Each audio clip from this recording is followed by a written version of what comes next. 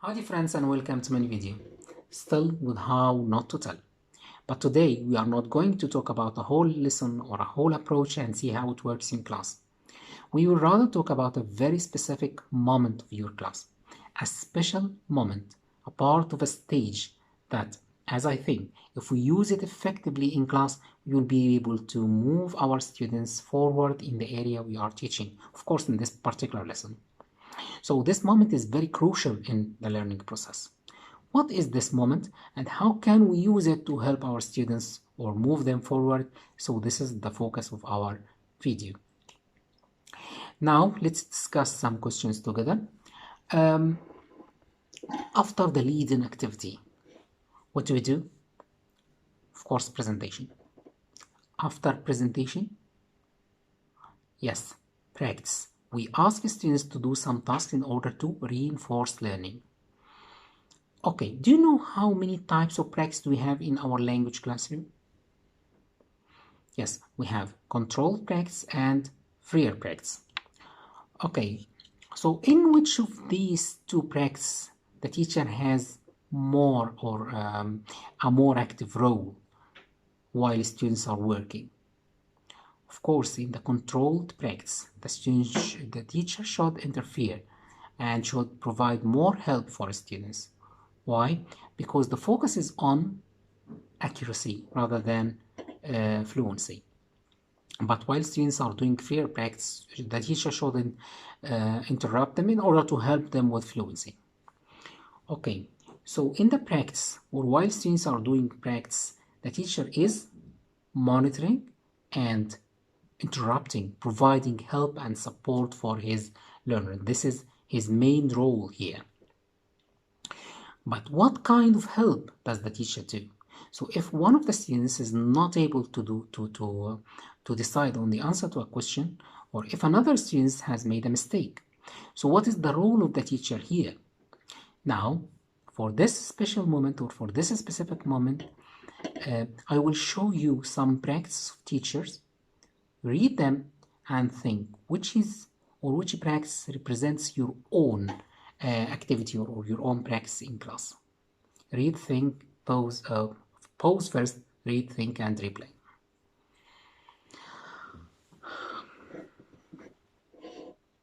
Okay, so now the first one, of course, he doesn't monitor at all. So he waits until students finish and then label right or wrong. Of course, this is a very negative attitude towards language teaching because he is testing his students rather than teaching them.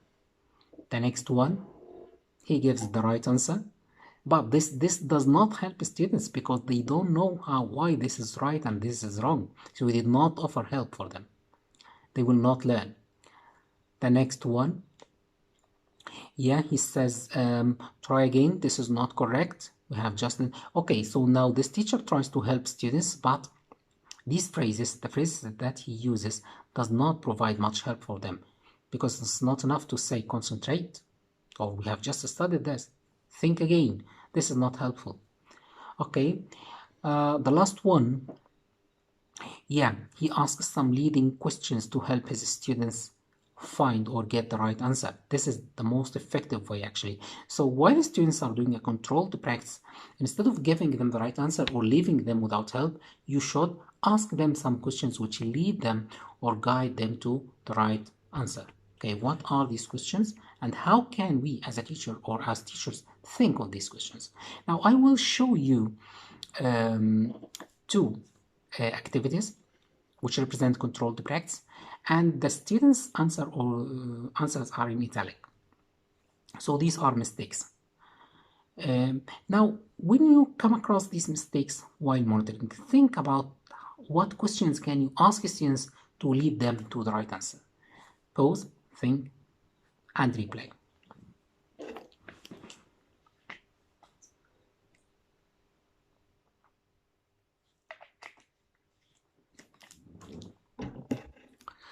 Okay. Now, the first mistake is bite. A good way or a starting point for you to think of the question that could help the students is the reasons for which this mistake happens. So for the first one, bite, here the learner overgeneralizes the rule. So he knows that this is the past, and when we want to have the past of the form of the verb, we add ed for many verbs. So this is a rule, but he overgeneralizes it. So this helps us to think about the questions or the leading question. So we can ask him, okay, this is good. You know that this is a past tense. Good. Now, so here the teacher is positive too. He starts with that the students know something and he gets something correct. Okay, now this is good that you know this is a past, but are all the verbs regular? The student says, no. Okay, what about by? Is it a regular verb? Here student thinks or knows that he has made a mistake and this is not a regular verb. Now, if he knows but he forgot, now he will recall the verb form. But if he doesn't know, or if he cannot recall the past of by, then what should you do as a teacher? Don't give him the answer, but ask him or send him back to the reference. So you can ask him, okay, now look at the board, you can see the verb forms. Or if it's not on the board, okay, now refer back to the worksheet that you have and then see the verb form, or look at your book. At the end of the book you have the verb forms, check it. So now this is another opportunity for him to go back, revisit the information and learn. So now this is one. Number two, this is a kind of lexical mistake or collocation mistake. The student uses the wrong verb with the noun mistake. So now our starting point of thinking about the question is why the mistake happens. Why does this mistake, or why did the student make this mistake? Because maybe because he in his first language, which is probably Arabic, he has do and make, which they have the same meaning. So this is the interference of the first language. So now you can use this information as your starting point. Okay, so what is the noun here? The student says mistake. Okay, what do we use before mistake? So say do. Okay, can you think of another verb which has the same meaning of do? So now you draw his attention to make. So now he knows that make is the right answer, but he found it for himself. Now, what if the students or the learner doesn't know make, or he didn't get it? So now you send him back to the reference, he checks and give him another way to visit the information and learn. So this is number two. Okay, the next question, which is a multiple choice question. So here they are. What is the reason of this mistake? Probably because the student hasn't completed the sentence. When he saw they, he chose are because of subject-verb agreement. Now, your role as a teacher is just to drive his attention to the rest of the sentence. You ask him, okay, so how many verbs are here? So we have, yes, now two verbs. What is the second verb here? In what tense? Is it present or past?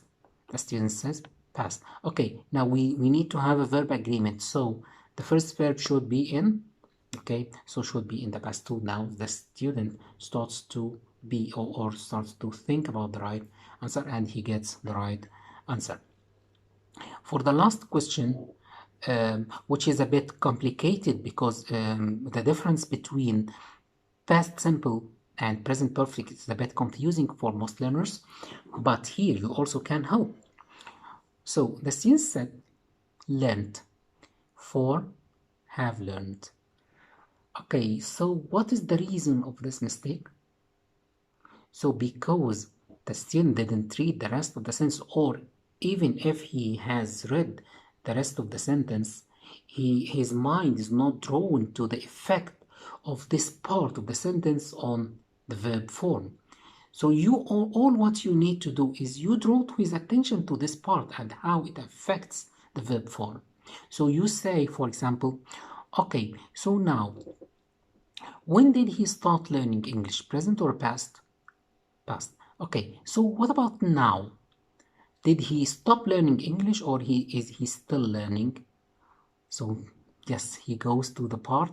Yeah, he is still learning. So what? When we start in the past and we still, so now you remind him of the rule of meaning, which helps him to get it. So now, when we start in the past and the action is still up to the present, so what tense do we use? Past simple or present perfect? You say so, or you ask him these questions and leave him. So lead and leave. Don't wait for him, or keep still in front of him, so that he has or he think that you will provide the answer. So lead and then leave. Give him an opportunity to think again, to revisit the reference or the information, and until he gets the right answers. Of course, in this way, you give more opportunities for students to learn. You give another opportunity for them to think about the meaning, think about the form, revisit the reference or the information, and this is a very good opportunity for them to learn, and it prepares them for the next stage, which is freer practice. Hope this is useful. Remember that to think about the question you will ask, or the leading question, think about the reason for the mistake, and this is your starting point. Thank you so much for watching, and meet you next week. Thank you.